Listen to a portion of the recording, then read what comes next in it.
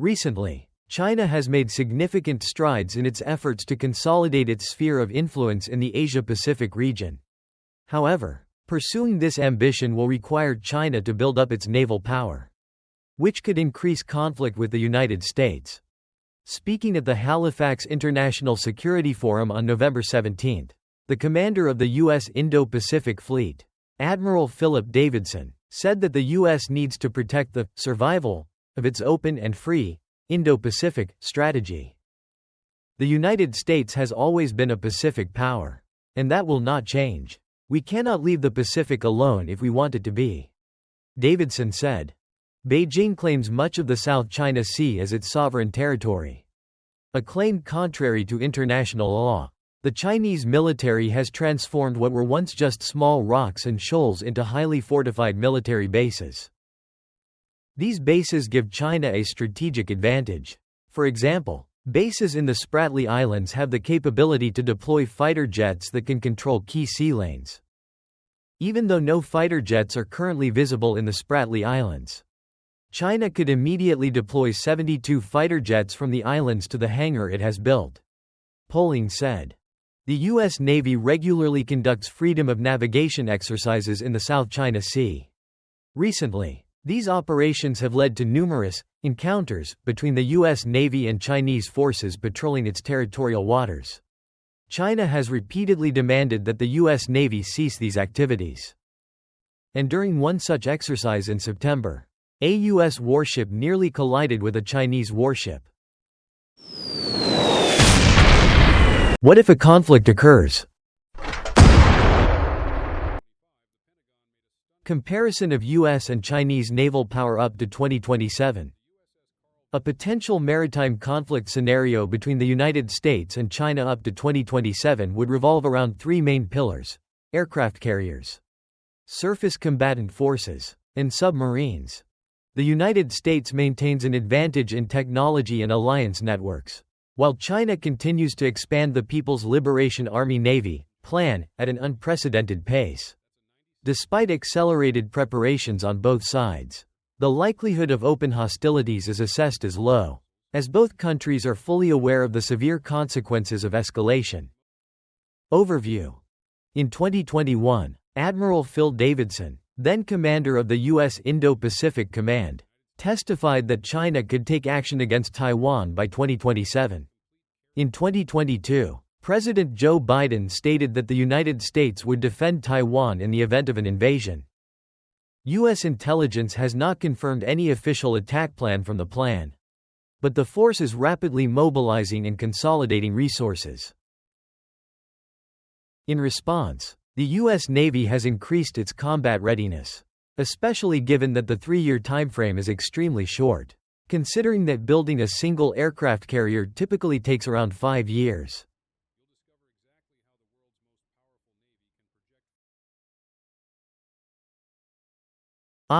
Defense budgets. United States. U.S. military spending has continued to reach record levels. Congress has approved a defense budget of $901 billion for fiscal year 2026. Following previously high levels of spending, approximately $886 billion in 2024. Proposals for future budgets have even approached $1 trillion, reflecting Washington's strategy to strengthen and modernize its military in response to an increasingly unstable global security environment. China announced a 7.2% increase in its defense budget for 2025, marking the 10th consecutive year of single-digit growth. According to the budget report submitted to the National People's Congress, China's defense spending for the year is projected at 1.784665 trillion yuan, approximately $249 billion.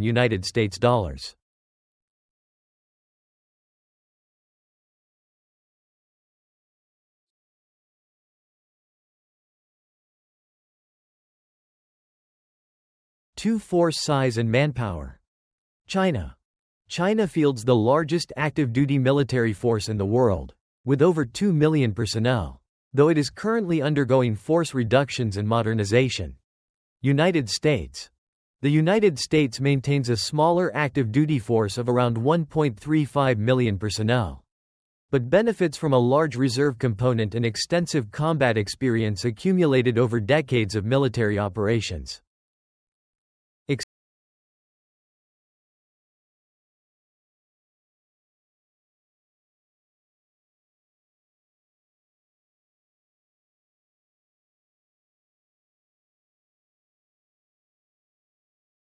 Scale and number of aircraft.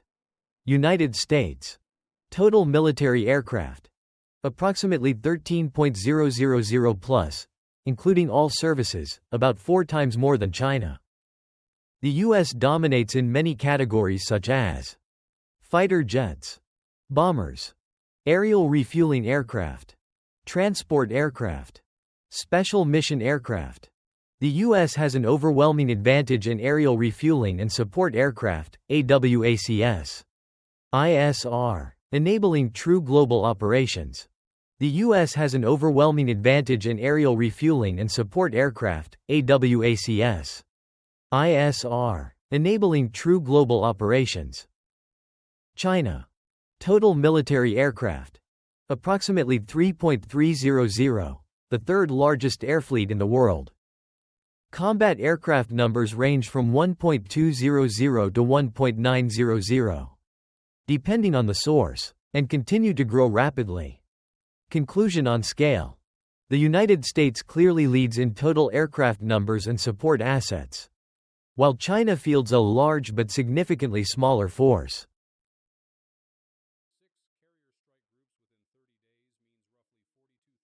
Aircraft carriers. The U.S. Navy operates 11 aircraft carriers, with 6 assigned to the Pacific Fleet.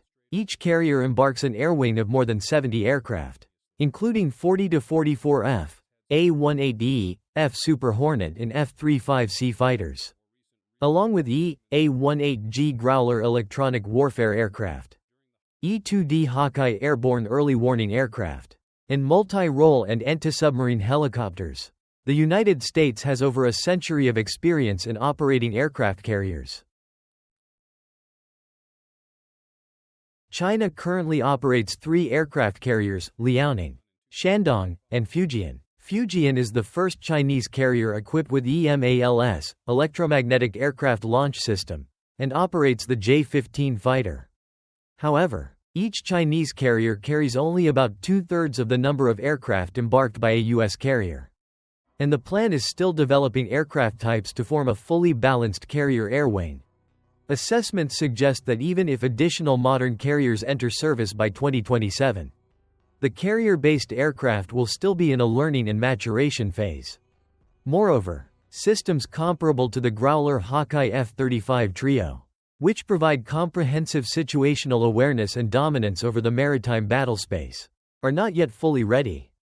J-15 fighters taking off from the aircraft carrier Liaoning.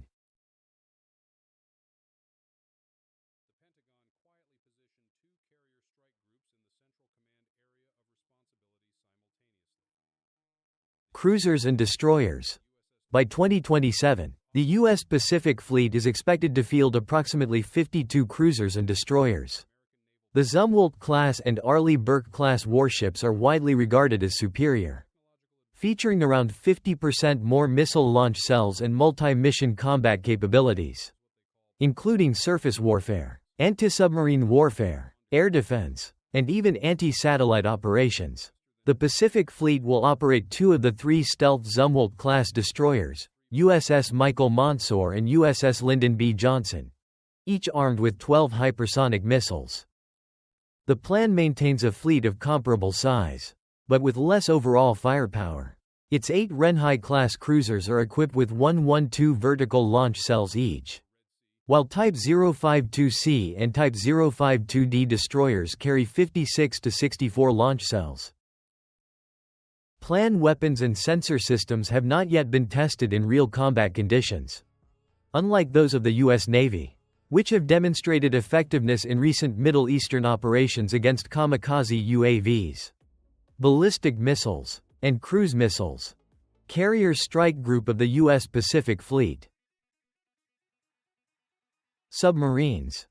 The U.S. Pacific Fleet's submarine force is estimated to consist of around 23 submarines by 2027, including the Los Angeles, Seawolf, and Virginia-class boats, 2 Ohio-class guided missile submarines, USS Ohio and USS Michigan, can each carry up to 154 Tomahawk cruise missiles.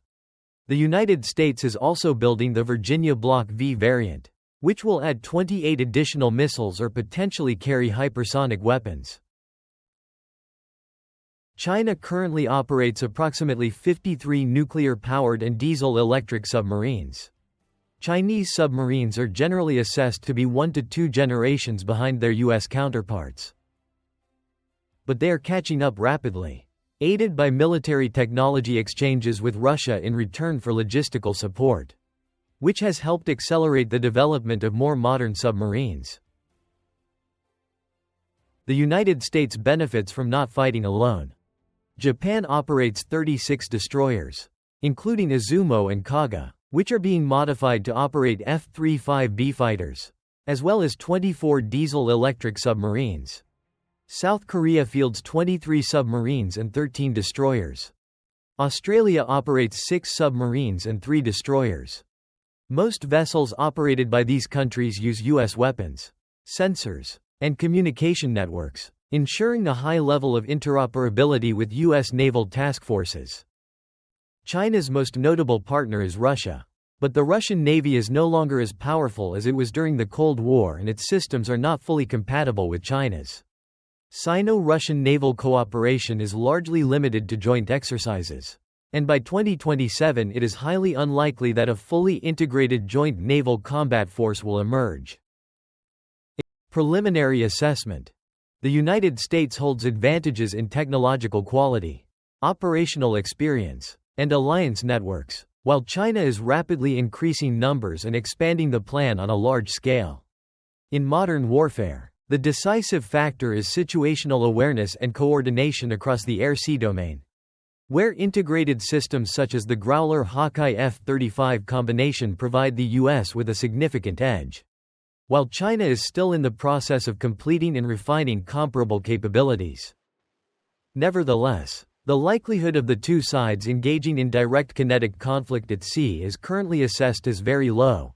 Both countries need to demonstrate firm positions while avoiding escalation. Operational and combat experience. According to observers, practical operational experience is the greatest difference between the U.S. and Chinese carrier fleets. In reality, Beijing has only been operating aircraft carriers for just over a decade, and its deployments have mostly remained close to home waters, without long-duration missions. Another major issue is manpower. Although Beijing has invested heavily in training technical personnel and carrier crews, such training requires a great deal of time. Beijing currently does not have sufficient personnel to operate multiple aircraft carriers simultaneously. Some key positions, such as those responsible for launch and recovery operations, are still filled by senior officers, indicating a limited pool of experienced personnel. Essentially, China cannot shortcut this issue in the same way it can with technology, commented defense expert Brian Clark. Experience AI voice technology at VB.VN. In contrast, the United States has over a century of experience operating aircraft carriers.